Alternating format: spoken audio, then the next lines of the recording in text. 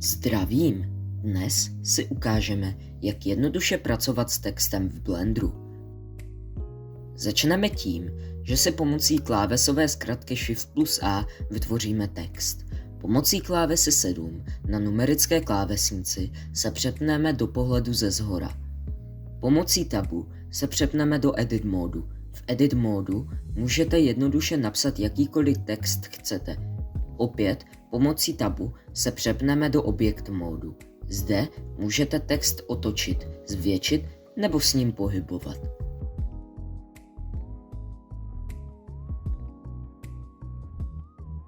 Dole v pravé liště pak následně klikněte na Ačko.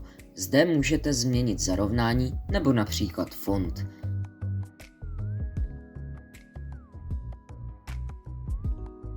Dále v záložce Geometry můžete převést nápis do 3D světa.